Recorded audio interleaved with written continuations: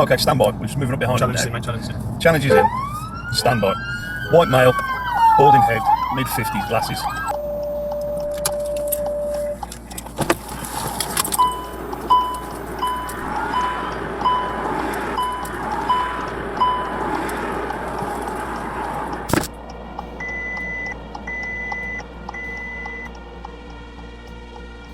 Picture a quiet, picturesque tourist haven. Bowness on Windermere is renowned for its tranquil lakes and a pace of life that feels intentionally slow.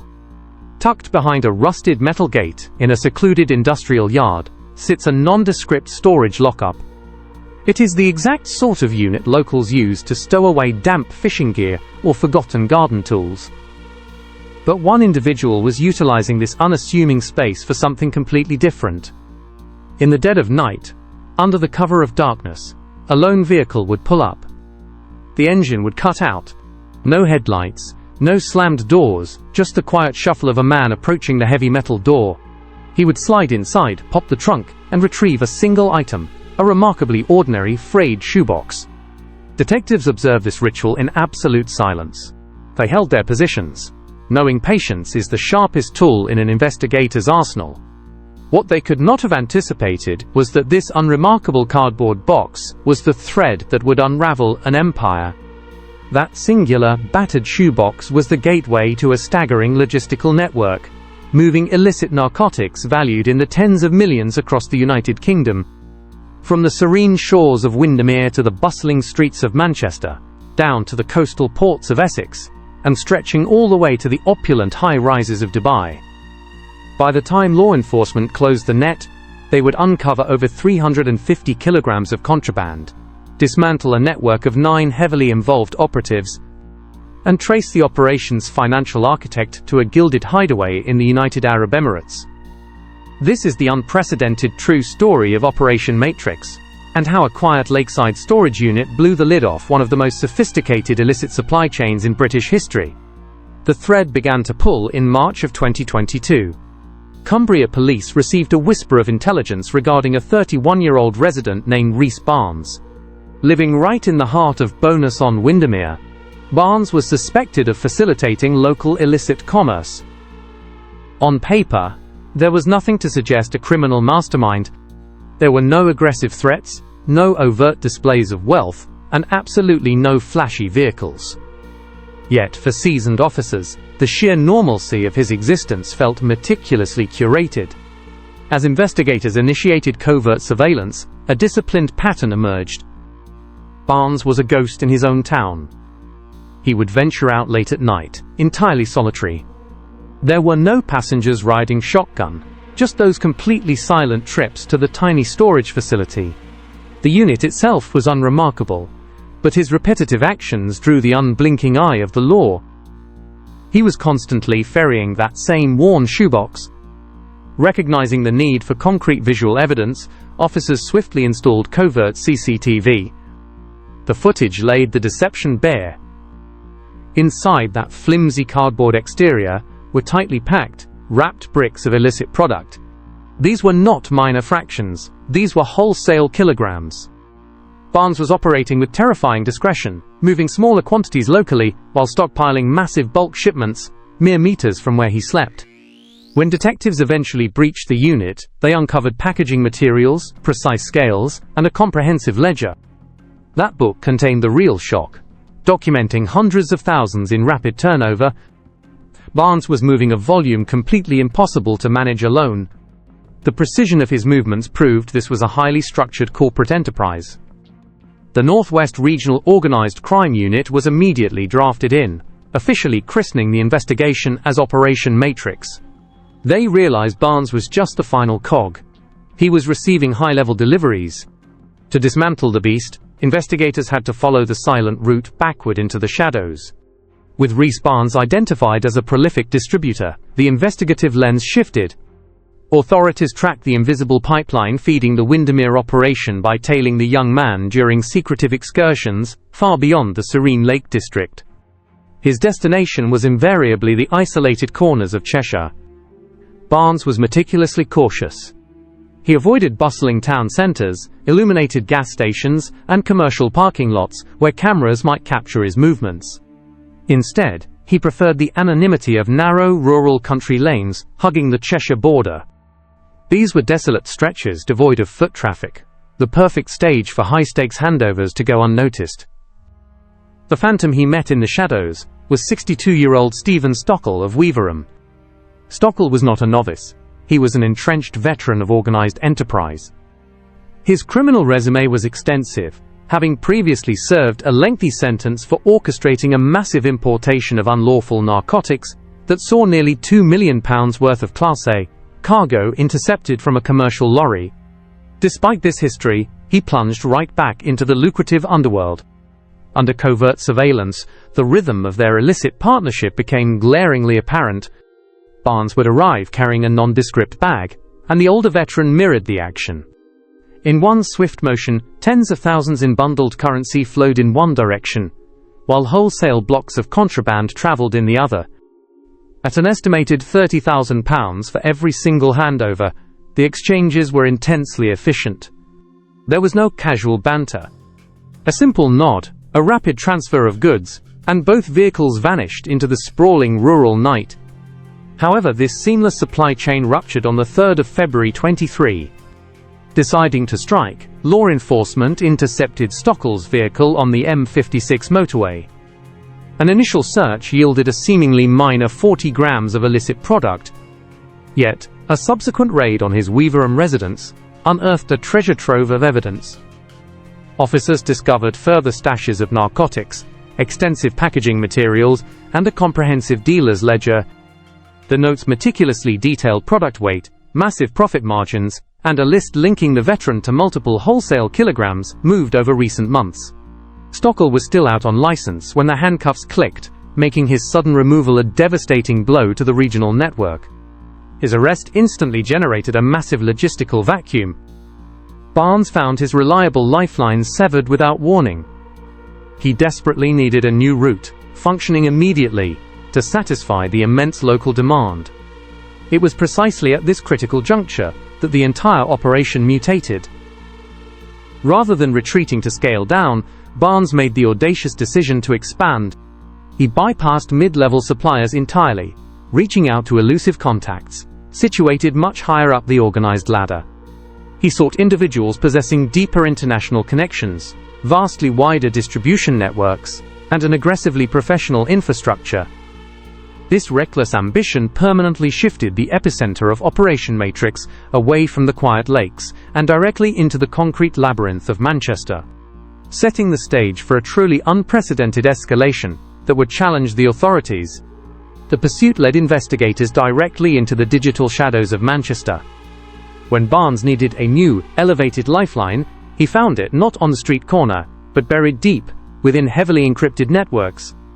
Here resided the phantoms of the operation, 33-year-old Scott Owen and 36-year-old Darrell Preston. Operating primarily from Atherton and Manchester, these two were absolute ghosts to the naked eye. They never carried large sums of currency, nor did they ever physically touch the illicit product. Their true currency was purely information. They knew exactly who held the stock, where it was destined, and precisely who possessed the operational discipline to move it without drawing the attention of law enforcement. Within the encrypted digital realm, they were the indispensable brokers who orchestrated the entire symphony. Investigators meticulously reconstructed their involvement through a labyrinth of message logs, complex contact patterns, and covert movements. During this phase, a mysterious, moniker Barbie frequently appeared in the intercepted communications, a phantom presence whose pivotal role would soon become crystal clear. It quickly became apparent that Owen was the crucial international bridge. Surveillance confirmed his regular, clandestine travels between the United Kingdom and Portugal, liaising closely with overseas contacts to secure continuous supply routes. The net closed on him in May of 2023. As his flight from Portugal touched down, officers intercepted him directly on the tarmac. Preston, a quieter figure who managed the domestic side of the high-volume supply, was apprehended just days later. Prosecutors ultimately proved that while neither man dirtied their hands with the actual goods, They successfully arranged the distribution of potentially hundreds of kilograms. Their sudden extraction effectively removed the network's communication spine. However, the machine they built was already in motion, and multiple massive shipments were actively traversing the country's motorways. Every shadow enterprise relies on a fleet of trusted driversmen, handsomely compensated to look straight ahead and ask absolutely no questions. For Operation Matrix, 32-year-old Kane Turner was unequivocally the most prolific of them all. Operating out of Hindley Green, Turner ran grueling supply routes day and night. On the 4th of February 2023, he completed a final fateful delivery to Rhys Barnes. Mere minutes later, Barnes was taken into custody with the freshly acquired package. The tactical decision to strike Turner followed swiftly. Hours after the Windermere arrest, Turner's vehicle was intercepted on the motorway. Hidden beneath the front seat, officers discovered 22 kilograms of contraband, alongside £30,000 in cash. Analysts later estimated he had transported well over 100 kilograms, representing a staggering £13 million in street value. Further south, the transit web continued to unravel. On the 11th of May, 58-year-old Anthony Warhurst was stopped in Essex after collecting 50 kilograms of imported product from Harwich Port. The goods, carefully stashed beneath the boot lining, were bound for Manchester safehouses. Simultaneously, a separate Welsh supply artery was severed when Michael Evans was apprehended in Cardiff with 7 kilograms, while Thomas Whittaker was picked up near his Skelmersdale home shortly after. Each courier played a distinct logistical part, operating under one uncompromising directive: keep the lucrative cargo moving swiftly and silently. Behind the frantic highway miles logged by the courier fleet lay an even deeper, more sophisticated layer of the Syndicate. These were the individuals who never touched a steering wheel or brokered a street-level exchange. Instead, they orchestrated the entire logistical symphony, managing everything from international shipping ports to hyper-specific drop-off postcodes. The vast quantities of illicit goods flooding into Windermere and Manchester did not materialize out of thin air. They originated across the Channel in the Netherlands. From there, the massive shipments were meticulously routed through commercial entry points on the southern coast of England, primarily utilizing the busy docks of Harwich in Essex. The drivers navigating these high-stakes routes were never operating blind. Every single journey was tightly governed through military-grade encrypted communication channels. There were no recognizable voices or real names, exchanged only digital tokens, precise location pins, and coded confirmation phrases transmitted mere moments before a collection took place. The masterminds commanding this domestic infrastructure were 41-year-old Andrew Stevens of Golborne and 45-year-old Simon Buller of Atherton. Law enforcement profiled these two figures as the absolute logistical heads of the United Kingdom operation. They were the grand chess players directing vehicular movement, arranging clandestine handovers, and relaying vital intelligence from their overseas counterparts. Stevens maintained direct, encrypted contact with the transport fleet, dispatching them to retrieve bulk international shipments. Once collected, these massive loads were expertly concealed within custom-built compartments, or the lining of vehicle boots, before being driven north, toward the industrial heart of Manchester. Yet, as investigators meticulously mapped the entire channel from Dutch shipping yards to northern neighborhoods, they realized Stevens and Buller were merely regional managers. They were executing orders dictated by untouchable international titans, safely entrenched in Portugal and Dubai. Once the imported cargo successfully bypassed border security and traveled up the motorways, it required immediate sanctuary. The network relied heavily on suburban fortresses to stash the wholesale kilograms, dilute the product with cutting agents, and launch local distribution efforts. Detectives eventually pinpointed two unassuming residential properties functioning as critical final strongholds. These quiet hubs were managed by 43-year-old Gary Gittens of Wigan and 41-year-old Mark Knowles of Atherton. Gittens had entirely transformed his home into a high-capacity safehouse. Over the course of the surveillance, authorities calculated that a staggering 175 kilograms of contraband had moved through his front door, representing a commercial value exceeding £17.5 million. When officers finally breached his residence in February of 2024, They seized thousands in secondary narcotics and industrial quantities of chemical adulterants. Knowles served a practically identical, yet equally vital, function for the sprawling syndicate. Investigators explicitly linked his private flat to 3 distinct, massive deliveries, totaling over 77 kilograms of uncut product. A rigorous forensic sweep of his seized digital devices revealed a gallery of photographic evidence, showcasing pristine, tightly sealed wholesale blocks, awaiting imminent dispatch. Together, these suburban safehouses formed the crucial final barrier between the international suppliers and the local streets, masking a multi-million-pound empire behind the facade of everyday, domestic life. The sheer volume of illicit wealth flowing through these quiet neighborhoods was staggering, completely invisible to the neighbors living just on the other side of the garden fence. When authorities finally closed in, the domestic wing of Operation Matrix crumbled. But the ultimate financial controller, the architect sitting at the apex of this pyramid, was still securely insulated thousands of miles away, entirely unaware that the net was closing. The domestic dismantling of Operation Matrix was catastrophic, but the ultimate prize lay thousands of miles away. While the street-level couriers and regional logistics heads navigated the rainy motorways of Britain, the true nerve center of this empire operated from the sun-drenched opulence of Dubai. This was not merely a luxurious safe haven. It was the financial command post.